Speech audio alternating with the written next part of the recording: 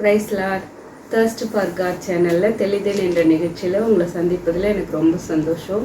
So last video self depend, shepherd depend, அதாவது நம்மளே இல்லை மற்றவங்கள சார்ந்திருந்து பழகும் பொழுது அது நமக்கு தொய்வில் கொண்டு போய் விட்டுரும். இதே நாம் தேவனை ஆட்டுக்குட்டியை போல தேவனை எல்லாவற்றுக்கும் நம்ம சார்ந்திருந்தோம்னா, ஒரு மேய்ப்பராகி அவரை எல்லாவற்றுக்கும் நம்ம சார்ந்திருந்தோம்னா அது நம்மளை எப்போவுமே ஒரு செழிப்புலையும் ஒரு சந்தோஷத்துலேயும் தான் நம்மளை நடத்தும் அப்படின்னு சொல்லி லாஸ்ட் வீடியோ போட்டிருக்கேன். ஸோ நீங்கள் அதை பார்க்காம இருப்பீங்கன்னா கண்டிப்பாக பாருங்கள், தேவையில் உள்ளவங்களுக்கு ஷேர் பண்ணுங்கள். இன்றைக்கி ஒரு ஒரு டிஃப்ரெண்ட்டான ஒரு காரியம், பெஸ்ட் ஃப்ரெண்டு, அதாவது சிறந்த சிநேகிதர். ஆண்டவர் நமக்கு எப்படி ஒரு பெஸ்ட் ஃப்ரெண்டாக இருக்காரு அப்படின்றத குறித்து தான். ஸோ நமக்கு ஆண்டவரை நம்ம ஃப்ரெண்டாக நிறைய நேரம் நம்ம யோசிக்க மாட்டோம். சில பேர் ஆண்டவர் தான் எனக்கு பெஸ்ட் ஃப்ரெண்டுன்னு இருக்கிறவங்களா உண்டு. அந்த மாதிரி ஆண்டவரை பெஸ்ட் ஃப்ரெண்டாக வச்சுருக்கவங்க லைஃப்பில் எப்பயுமே ஒரு ஜாய், ஒரு ஹாப்பினஸ் இருந்துக்கிட்டே இருக்கும். ஸோ ஆண்டவரை நம்ம அப்பாவாக நினைப்போம். அவர் நமக்கு துணையாளராக இருப்பார், மனவாளராக இருப்பார், நமக்கு மேய்ப்பராக இருப்பார். இந்த மாதிரி நிறைய ஆங்கிள் இருந்தாலும் இன்றைக்கு ஆண்டவர் உணர்த்தின ஒரு காரியம், அவர் நமக்கு சிநேகிதர். அந்த காரியத்தை குறித்து தான் ஆண்டவர் நமக்கு சொல்லணும். அந்த ரிலேஷன்ஷிப்பை இன்னும் கொஞ்சம் நீங்கள் புரிஞ்சுக்கிட்டிங்கன்னா உங்களுக்கு நீங்கள் என்ன ஒரியில் இருந்தாலும் உங்களுக்கு ஒரு ஹாப்பினஸ், ஒரு ஜாயை நீங்கள் ஃபீல் பண்ண முடியும். அதை குறித்து தான் எனக்கு நான் ஷேர் பண்ணணுன்னு நினைக்கிறேன். ஸோ மிஸ் பண்ணாமல் ஃபுல்லாக பாருங்கள். மெசேஜுக்குள்ளே போகிறதுக்கு முன்னாடி வசனம் சொல்லியிருக்கு, சிநேகிதன் உள்ளவன் சிநேகம் பாராட்ட வேண்டும் அப்படின்னு நீதிமொழிகளில் சொல்லியிருக்கு. அதாவது நமக்கு ஃப்ரெண்ட்ஸ் இருந்தாங்கன்னா நம்ம கரெக்ட் அந்த ஃப்ரெண்ட்ஷிப்பை மெயின்டைன் பண்ணணும் அப்படின்னு சொல்லியிருக்கு. ஸோ பைபிள் ஃப்ரெண்ட்ஷிப்க்கு முக்கியத்துவம் கொடுக்குது. அதனால் உங்களுக்கு நல்ல ஃப்ரெண்ட்ஸ் இருக்காங்க அப்படின்னா நீங்கள் மிஸ் பண்ணிடாதீங்க. அவங்களுக்குன்னு ஒரு டைம் கொடுங்க, அவங்களோட ஸ்பெண்ட் பண்ணுங்க. இப்போ ரொம்ப பிஸியாக லைஃப் போயிட்டுருக்கிறதால ஃப்ரெண்ட்ஷிப்க்கெலாம் வேல்யூ கொடுக்கறது குறைஞ்சிக்கிட்டே வருது. ஸோ நீங்கள் அந்த மாதிரி இல்லாமல் உங்களுக்கு ஆண்டவர் கொடுத்துருக்க நல்ல ஃப்ரெண்ட்ஸுக்கு நீங்கள் டைம் கொடுங்க, அவங்களோட ஸ்பெண்ட் பண்ணுங்க. அது உங்களோட லைஃப்பில் கண்டிப்பாக ஒரு நல்ல விதமான தாக்கங்களை உண்டாக்கும் அந்த நேரங்கள். அதனால் சிநேகிதன் உள்ளவன் சிநேகம் பாராட்டணும், அது ஆண்டவர் பைபிளில் சொல்லியிருக்காரு. ஸோ நம்ம நமக்கு ஃப்ரெண்ட்ஷிப் இருக்குது, நல்ல ஃப்ரெண்ட்ஸுங்க இருக்காங்க அப்படின்னா ஓகே.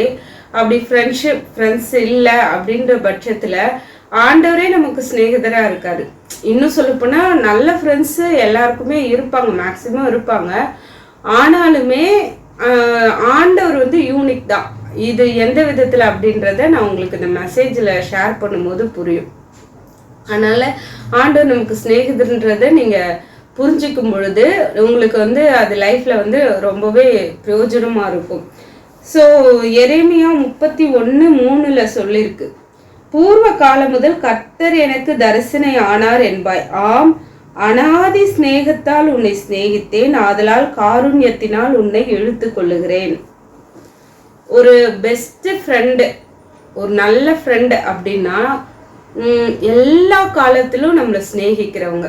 நான் நல்ல ஃப்ரெண்டை எப்படி கண்டுபிடிக்கிறது அப்படின்னு ஒருவேளை உங்களுக்கு டவுட் இருக்குன்னா வசனம் சொல்லியிருக்கு, சிநேகிதன் எல்லா காலத்திலும் சிநேகிப்பான் அப்படின்னா நமக்கே தெரியும். அதாவது நமக்கு குறைவில் இருந்தாலும் சரி, நம்ம உயர்வில் இருந்தாலும் சரி, நம்ம வறுமையில் இருந்தாலும் சரி, நம்ம ரிச்சாக இருந்தாலும் நல்ல செழிப்பாக இருந்தாலும் சரி, நம்ம நோயில் இருந்தாலும் சரி, நம்ம ஆரோக்கியமாக இருந்தாலும் சரி, எல்லா சீசன் நம்ம லைஃப்பில் சீசன் மாறிக்கிட்டே இருக்கும்.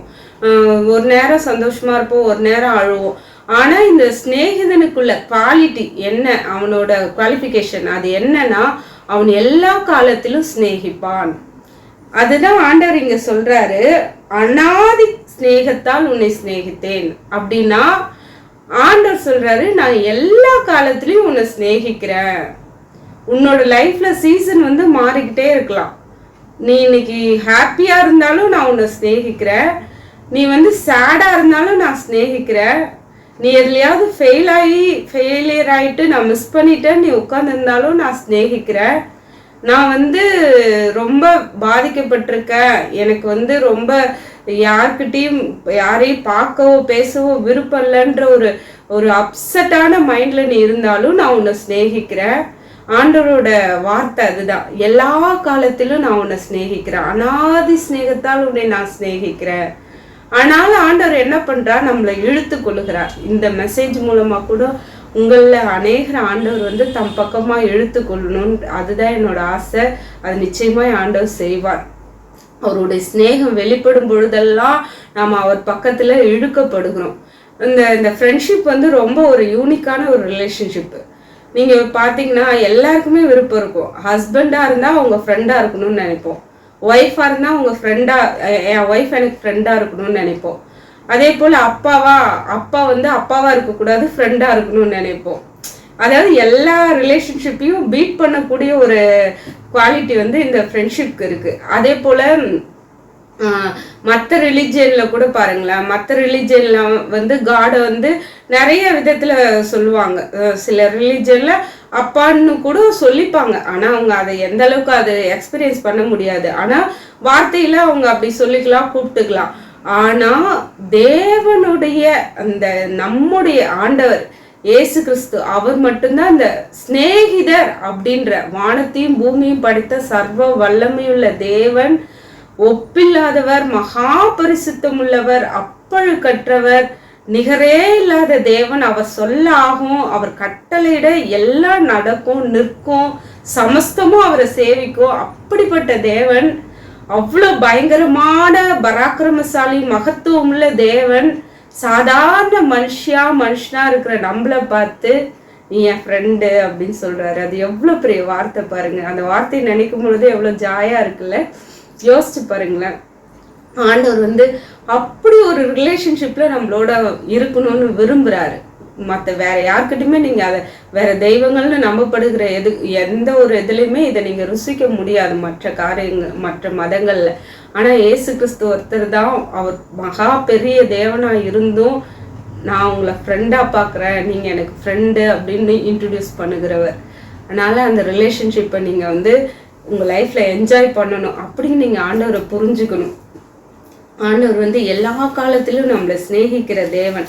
அதுதான் ஆண்டவர் வந்து சீஷர்களுக்கு தான் வந்து சிநேகிதர் அப்படின்ற வேர்டை சொல்லும் பொழுது யோவான் 15வது சாப்டர்ல அவர் சொல்றாரு, நான் வந்து யோவான் 15:15 இனி நான் உங்களை ஊழியக்காரன் என்று சொல்லுகிறதில்லை, ஊழியக்காரன் தன் எஜமான் செய்கிறதை அறிய மாட்டான், நான் உங்களை சிநேகிதர் என்றேன், ஏனெனில் என் பிதாவினிடத்தில் நான் கேள்விப்பட்ட எல்லாவற்றையும் உங்களுக்கு அறிவித்தேன்.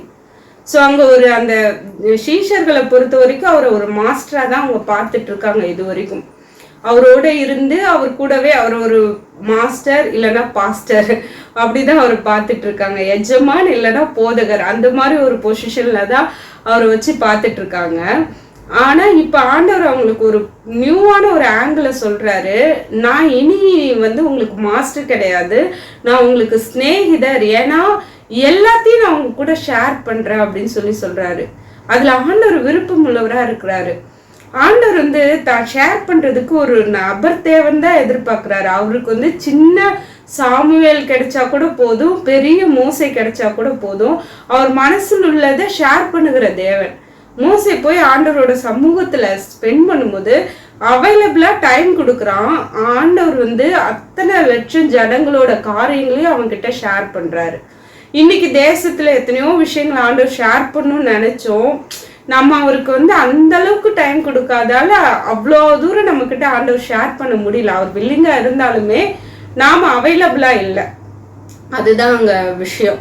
சாமுவேல் வந்து அவைலபிளா இருந்தான். அதனால சமஸ்த இஸ்ரவேல்லையும் நடக்க போற, முக்கியமா ஏலியின் குடும்பத்துல என்ன பாதிப்பு வரப்போகுதுன்ற ஒரு பெரிய ஊழியக்காரனோட காரியத்தை சின்ன ஒரு சாமுவேல் ஆண்டவர் வந்து ஷேர் பண்ணாரு. யார் அவைலபிள்? ஏலி ஆலயத்துல இருந்தாலும் அவைலபிளா இல்லை, ஆனா சாமுவேல் வந்து அவைலபிளா இருந்தார். அதனால ஆண்டவர் வந்து அவர் இடத்துல போய் எல்லாவற்றையும் ஷேர் பண்ண முடிஞ்சு. அதனால ஆண்டவர் சொல்றாரு, நான் உங்ககிட்ட எல்லாத்தையும் ஷேர் பண்ணணும்னு விரும்புறேன்.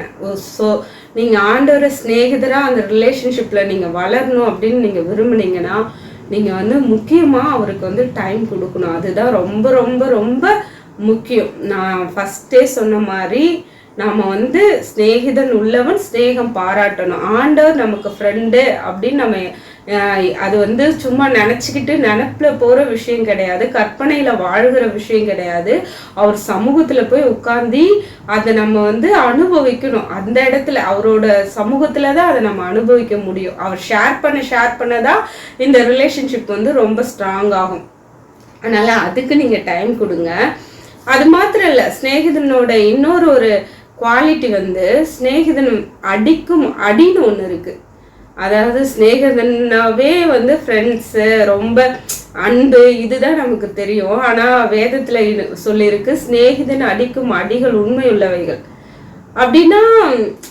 அப்போ ஸ்நேகிதன் அடிக்கிற அடினா என்னன்னா, நம்ம மிஸ் பண்ணும்போது நம்ம தவறும் பொழுது நம்மளோட உண்மையான ஃப்ரெண்ட்ஸ் வந்து கண்டிப்பாக நம்மளை கரெக்ட் பண்ணுவாங்க. ஸோ ஆண்டவரும் நமக்கு ஸ்நேகிதராக இருக்கிறார். நம்மளோட தவறை கண்டு காணாமல் போகிறவர் அல்ல. இப்போ ஏன் தவறை கரெக்ட் பண்ணுறாங்க? நாம் அந்த இடத்துல பாதிக்கப்பட்டு நிற்கும் பொழுது அது அவங்களுக்கு கஷ்டம். நீ எக்கேடாவது கெட்டுப்போ எனக்கு என்ன அப்படின்னு நினைக்கிறவங்க கரெக்ட் பண்ணவே மாட்டாங்க.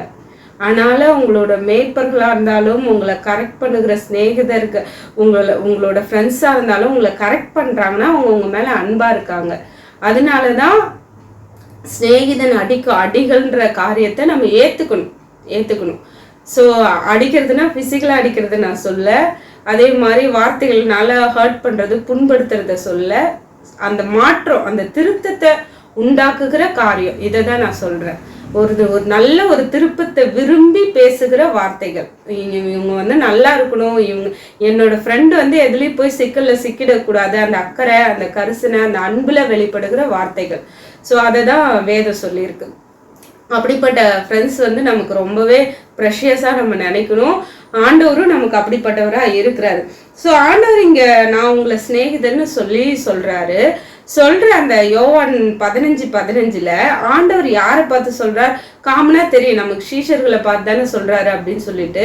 ஆனால் அந்த சீஷர்கள்ன்றதுல வெரைட்டி ஆஃப் பீப்புள்ஸ் இருந்தாங்க. ஒருத்தவன் மார்பில் சாய்ந்திருந்த சீஷன், இன்னொருத்தவன் சந்தேகப்பட்ட சீஷன், நீங்களா இருந்தால் எனக்கு ப்ரூவ் பண்ணி காட்டுங்கன்னு சந்தேகப்பட்ட சீஷன், இன்னொருத்தவன் ஆபத்து வந்தோடனே விட்டுட்டு ஓடின சீஷன், இன்னொருத்தவன் தேவைக்காக தேவனே வேணான்னு விட்டு விலகின சீஷன். ஸோ இப்படி ஒரு டிஃப்ரெண்ட் ஆஃப் பீப்புள்ஸ் அங்கே இருக்காங்க, டிஃப்ரெண்ட் ஆஃப் சீஷர்கள், டிஃப்ரெண்ட் ஆஃப் கேரக்டர்ஸு. அவங்கள பார்த்து ஆண்டவர் சொல்கிறாரு நீங்கள் எனக்கு ஃப்ரெண்டுன்னு சொல்லி.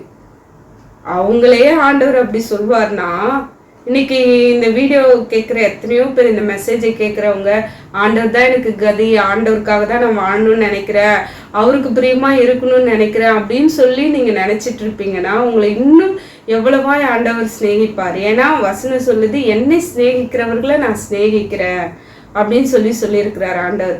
அவர் உங்கள் மேலே இன்னும் அதிக அக்கறை உள்ளவரா, இன்னும் அதிக அன்புள்ளவரா இருக்கிறார். ஸோ இந்த குரூப் ஆஃப் பீப்புள்கிட்ட ஆண்டவர் சொல்லி நான் உங்களை சிநேகிக்கிறேன் அப்படின்னு சொல்கிறாரு. சொல்லும் பொழுது அந்த பேதுரு பாருங்களேன், அந்த இடத்துல ஆண்டவர்கிட்ட அவன் வந்து ஆண்டவரை பின்பற்றி போகிறான், தூரமாக போகிறான்.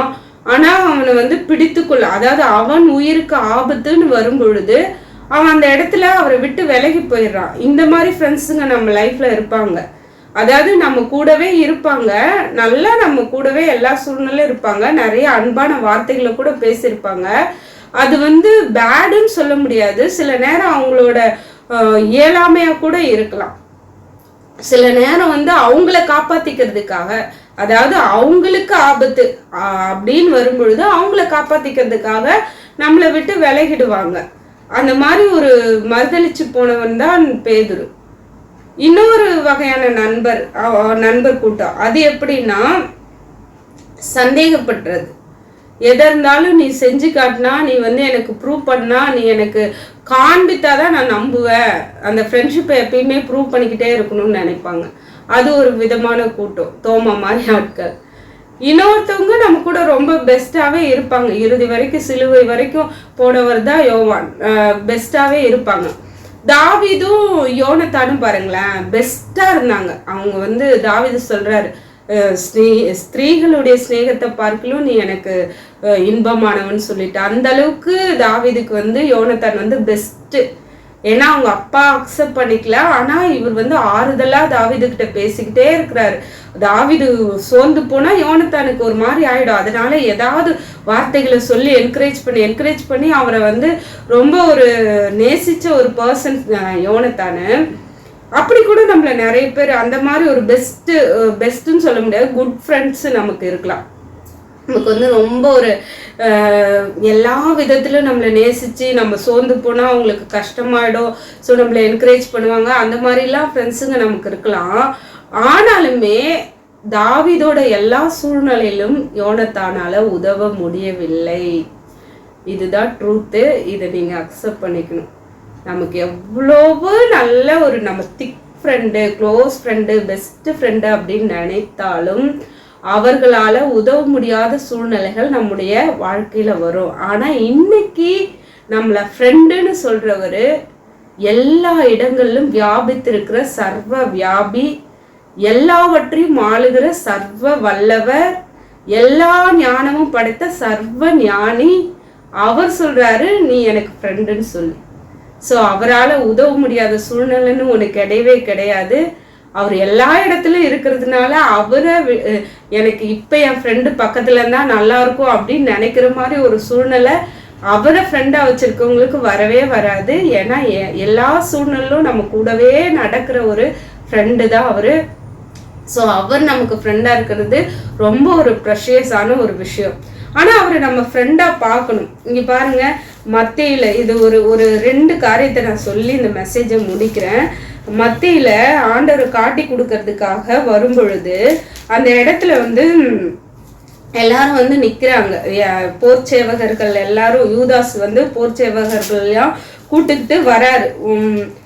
மொத்தமா வந்து அங்க ஆண்டவர் அந்த கெத்செமனே தோட்டத்துல இருந்து வரும் பொழுது அவரை பிடிக்கிறதுக்காக வராங்க. வரும் பொழுது மத்தேயு 26 47 8 49 குறிப்பா 49வது வசனமும் 50வது வசனமும் அதுல சொல்லியிருக்கு. 49ல அவன் இயேசுவின் இடத்தில் வந்து ரபி வாழ்க என்று சொல்லி அவரை முத்தம் செய்தான். அதுக்கு ஆண்டவர் என்ன சொல்றாரு? இயேசு அவனை நோக்கி சிநேகிதனே என்னத்துக்காக வந்திருக்கிறாய். ஸோ அவனோட மைண்ட் செட்ல ஆண்டவர் எப்படி இருந்தார்னா ஒரு போதகரா இருந்தார். அவன் வந்து அந்த போதகர் அப்படின்னும் போது அது ஒரு டிஸ்டன்ஸ் ரிலேஷன்ஷிப் அப்படிதான் இல்லைங்களா. ஆனா ஃப்ரெண்ட்ஷிப்ன்றது போதகரை விட ஒரு க்ளோஸ் ரிலேஷன்ஷிப். இப்ப ஆண்டவர் வந்து சொல்றாரு, நீ என்னை அப்படி பார்த்து ரபின்னு ஒரு டிஸ்டன்ஸ்ல தான் நீ என்னை யோசிக்கிற. ஆனா நான் உன்னை சொல்றேன், நீ என்னை காட்டி கொடுக்க போற, நீ எனக்கு என்ன செய்ய போற, நீ எனக்கு என்ன செஞ்சிருக்க, அதெல்லாம் எனக்கு விஷயம் கிடையாது. இதுக்கு முன்னாடி நீ என்னை பத்தி பின்னாடி போய் நீ என்ன பேசிட்டு வந்த, என்ன நீ எனக்கு செஞ்சுட்டு வந்த, அதெல்லாம் எனக்கு விஷயம் கிடையாது. இன்றைக்கும் இந்த சூழ்நிலை இதே நேரத்திலும் நீ எனக்கு சிநேகிதன் தான். எவ்வளோ ஒரு உன்னதமான அன்பு பாருங்க. அவர் அந்த இடத்துல சீஷனேன்னு சொல்லியிருக்கலாம். ஆனா ஆண்டவர் வந்து நீ எப்படி இருந்தாலும் நான் உன்கிட்ட க்ளோஸா தான் உன்னை நினைக்கிறேன், உன்னை க்ளோஸ் ரிலேஷன்ஷிப்ல தான் வைக்க நினைக்கிறேன் அப்படின்னு சொல்லிட்டு ஆண்டவர் அந்த மறுமொழியில அந்த வசனத்தை இங்க நீங்க யோசிச்சு பாருங்களேன். அனாதி சிநேகத்தால் நான் உன்னை சிநேகித்தேன். இதுதான் அந்த அனாதி சிநேகம். அந்த நேரத்துல யூதாஸை பார்த்து ஆண்டவர் சொல்றாரு சிநேகிதனேன்னு சொல்லிட்டு. ஸோ அப்படிப்பட்ட அன்பை ஆண்டவர் அங்க வெளிப்படுத்துறார். அது யூதாஸுக்கு புரியவே இல்லை. அவன் கூடவே இருந்தாலும் ஆண்டவர் தன்னை என்ன விதமா பாக்குறாரு, என்ன விதமா நடத்துறாருன்றதே அவனுக்கு புரியல. புரிஞ்சிருந்தா அவன் அப்படிப்பட்ட ஒரு மிஸ்டேக்கை பண்ணியிருக்கவே மாட்டான். ஸோ இன்னைக்கு கூட ஆண்டவர் உங்களுக்கு ஃப்ரெண்டு அப்படின்ற விஷயத்த நீங்க அதிகமா யோசிக்கணும், அதிகமா நீங்க அதை அனுபவிக்கணும். அப்படி அனுபவிச்சாதான் ஆண்டவருக்காக நீங்க எல்லாவற்றையும் செய்ய உங்களால முடியும், ஆண்டவருக்காக நிற்க முடியும். அதே மாதிரி தான் சீஷர்களும் எஜமானர்ன்ட்டு பார்த்தாங்க. அதுல ஒரு பெஸ்டான ஒரு எக்ஸாம்பிள், ஒரு பர்டிகுலரா இந்த காரியத்தை தான் ஆண்டவர் இன்னைக்கு எனக்கு காண்பிச்சு கொடுத்தார். அதுல இருந்து தான் இந்த மெசேஜே ஆண்டவர் எனக்கு வெளிப்படுத்தினார். அந்த விஷயத்தை தான் நான் உங்களுக்கு சொல்லணும்னு விரும்புறேன். முக்கியமா எஜமான்கள் எல்லாரையும் வேலைக்கு கூப்பிடுவாங்க. மத்திய 20வது சாப்டர்ல எஜமான் போய் அநேக வேலைக்காரர்கள் தன்னோட தோட்டத்துக்கு வந்து அநேகரை வேலைக்கு கூப்பிட்டுக்கிட்டு வருவாரு. அப்படி கூப்பிட்டுட்டு வந்து அநேகரை வேலையில அமர்த்தி அவங்களுக்கு எல்லாருக்கும் கூலி கொடுப்பாரு. அப்படி கூலி கொடுக்கும் பொழுது அதுல வந்து எல்லாருக்கும் ஈக்குவலா அந்த ஒரு காசு அப்படின்றத கொடுப்பாரு. அப்ப கொடுத்துட்டு இருக்கும் போது அங்க இருக்கிறவங்களுக்கு முறுமுறுப்பாயிடும், கஷ்டமாயிடும். நீங்க வந்து நாங்க அவங்க என்ன அவங்க வைப்பாங்கன்னா, கோரிக்கை என்ன வைப்பாங்கன்னா, 12வது வசனம், பகலின் கஷ்டத்தையும் வெயிலின் உஷ்ணத்தையும் சகித்த எங்களுக்கு இவர்களை சமமாக்கினீரே. நாங்க இவ்வளவு கஷ்டப்பட்டிருக்கோம் உங்களுக்காக. குறிப்பா நீங்க ஊழியம் செய்வீங்க, ஆண்டவருக்காக வாழ பிரயாசப்பட்டுட்டு இருக்கீங்கன்னா இந்த விஷயத்த தயவா நீங்க கவனிங்க. நான் இவ்வளோ கஷ்டப்பட்டிருக்கேன், நான் இவ்வளோ தூரம் பிரயாசப்பட்டிருக்கேன், எவ்வளோ வருஷமா நான் கஷ்டப்பட்டுட்டு இருக்கேன். ஒரு கிறிஸ்தவலா வாழணும்னு நினைச்சுதானே நான் இவ்வளோ கஷ்டப்படுறேன். நான் ஒரு தேவனுடைய பிள்ளையா இருக்கணும், உங்களுக்கு சேவை செய்யணும்னு நினைச்சுதானே நான் இவ்வளோ வேதனையும் படுறேன் அப்படின்னு சொல்லி நம்ம சில நேரங்களில் நியாயமான கோரிக்கைகளை வைக்கிறோம். ஆனா மற்றவங்களுக்கு செய்யற மாதிரியே தான் எனக்கும் செய்யறீங்க, எனக்கு எதுவும் நீங்க ஸ்பெஷலா செய்யலையே அப்படின்ற மாதிரி நம்ம முறுமுறுக்கலாம். அவங்க என்டர் ஆகும் போது அங்க எஜமான் வேலைக்காரர் அப்படின்னு தான் என்டர் ஆகுறாங்க. ஒரு எஜமானாதான் அவரை வச்சிட்டு இருக்காங்க. இந்த இடத்துலயும் அதே பாருங்க, 13வது வசனத்துல ஒரே வார்த்தை தான் அதுக்கு பதில். அவர் சொல்றாரு, ஒருவனுக்கு அவன் பிரதியுத்தரமாக, சிநேகிதனே, ஏப்ப நான் இவ்வளோ செஞ்சேன், இது பண்ண அது பண்ணன்னு நீ முறுமுறுக்கிற, நீ சோர்ந்து போற, நான் இவ்வளோலாம் சகிச்சிருக்கனே, இவ்வளோலாம் நான் கஷ்டப்பட்டிருக்கனே நீ வந்து சொல்ற, வேதனைப்படுற. ஆனா நீ எனக்கு சிநேகிதன் அப்படின்றத ஏன் மறந்துட்ட? அவர் ஒரே ஆன்சர், அந்த ஆன்சர்ல அவர் அந்த வேர்டை யூஸ் பண்றது தான் எனக்கு ரொம்ப ஆண்டவர் இன்னைக்கு உணர்த்தினாரு. சிநேகிதனே, நீ செஞ்சதை விட நீ எனக்கு யாரா இருக்குன்றது தான் விஷயம். நீயும் நானும் யாருன்றது தான் விஷயம். அதிக நேரம் நம்ம எப்படி சோர்ந்து போறோம், கவலை ஏன் நமக்கு வருது? அவர் சொல்றாரு, நீ என்னிடத்துல ஒரு காசுக்கு சம்மதிக்கலையா? சோ ஆரம்ப நாட்கள்ல ஆண்டவர்கிட்ட வரும்பொழுது நமக்கு இருந்த காரியம், எனக்கு ஒரு ரிலேஷன்ஷிப் கிடைச்சா போதும். எல்லாரும் எனக்கு துரோகம் பண்ணிட்டாங்க, எல்லாரும் என்னை கைவிட்டுட்டாங்க. அந்த ரட்சிப்புன்றதே ரிலேஷன்ஷிப்ல தான் ஆரம்பிக்கும். எனக்கு உறவா, ஒரு உண்மையான உறவா ஏதாவது ஒண்ணு கிடைக்குமான்னு ஏங்கிட்டு இருந்த நாட்கள்ல நமக்கு கிடைத்த ஒரு உறவு தான் வந்து இயேசு கிறிஸ்து. நீங்க வேற தேவைக்காக கூட வந்திருக்கலாம், ஆனா எங்க ஆண்டவர் உங்களை சந்திச்சிருப்பாரு அப்படின்னா, அவர் உண்மையான உறவுன்ற அந்த ஐ ஓப்பனிங் அது கிடைச்ச உடனே தான் நமக்கு அந்த அன்பே நமக்கு புரிய ஆரம்பிச்சிருக்கும். சோ இந்த இடத்துல அப்படிதான் அவர் கேக்குறாரு, நீ சம்மதிக்கும் போது எதுக்கு சம்மதிச்ச? உன் பிகினிங் நீ வந்து என்ன எதிர்பார்த்த? உன் ஆரம்ப நாட்கள்ல உன்னுடைய எதிர்பார்ப்பு என்னவா இருந்துச்சு? இந்த உறவு தானே உனக்கு ப்ரெஷியஸா இருந்துச்சு, இந்த உறவு தானே, இது இருந்தா போதும், இவ்வளோ காலத்துல எனக்கு லைஃப்ல வேற எதுவுமே வேணான்ற அளவுக்கு இந்த உறவு உனக்கு ஒரு திருப்தியா இருந்துச்சே. ஆனா இப்ப வந்து நீ என்ன பண்ணிட்ட, சுத்தி எல்லாத்தையும் பார்த்துட்டு நிறைய கம்பேர் பண்ண ஆரம்பிச்சுட்ட.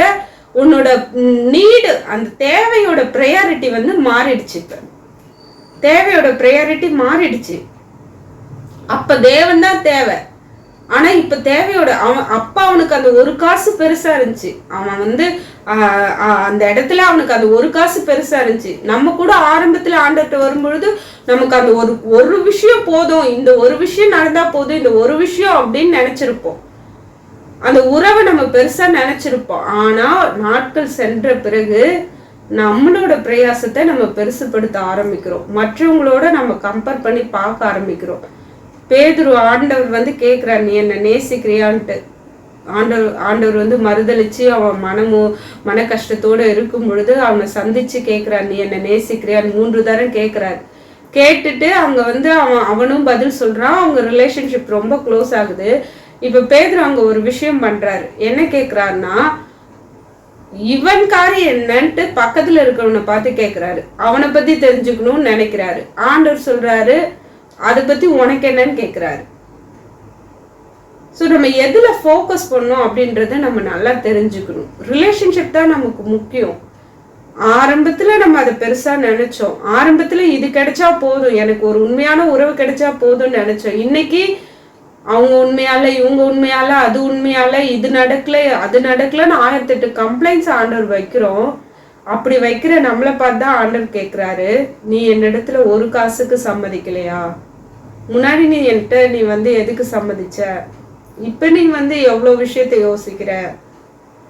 சிநேகிதனே, சிநேகிதியே, ஆண்டு நம்மளை பார்த்து கேட்கிறார் இந்த காரியத்தை. ஸோ இதை யோசிச்சு பாருங்க. நான் அதிக நேரம் பேசணும்னு ஆசை, ஆனால் நேரம் கருதி இந்த விஷயத்த நான் க்ளோஸ் பண்ணுறேன். ஆண்டவர் நமக்கு ஃப்ரெண்டாக இருக்கிறார். அவரை போல நம்மளை சிநேகிக்க ஒருவராலும் முடியாது. எந்த ஆபத்துனாலும் நம்மளோடு இருந்து நம்மளை நடத்துகிறவர், தோல்வியிலும் நம்மளை நேசிக்கிறவர். பேதுரு தோற்று போனா நேசித்தார், சிநேகிதராக இருந்தார். பேதுரு துரோகம் செஞ்சா சிநேகிதராக இருந்தார். துரோகம் செஞ்சாலும் தோற்று போனாலும் நம்மளை நேசிக்கிற ஒரு சிநேகிதர் தான். அனாதி சிநேகத்தால நான் உன்னை சிநேகிக்கிறேன்னு சொல்றாரு. இந்த அன்புக்கு நம்ம உண்மையா இருக்கணும். இந்த சிநேகத்தை நம்ம சிநேகம் பாராட்டி வளரணும். இந்த சிநேகத்தை மிஸ் பண்ணிடாதீங்க. இந்த சிநேகத்துல நீங்க இன்னும் வளருங்க. ஒருத்தர் கூட ஒரு இங்கிலீஷ் சாங் இருக்கு, what a friend we have in ஜீசஸ்னு.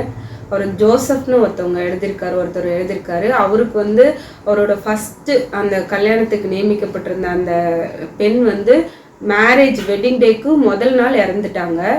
அடுத்து இன்னொரு கொஞ்ச நாள் கழிச்சு இன்னொரு பொண்ணை மேரேஜ் பண்ணிக்க போற சமயத்துல அவங்களும் இதே மாதிரி மேரேஜ் நடக்கிறதுக்கு முன்னாடியே ஒரு டிசீஸ்லேருந்து இறந்துட்டாங்க.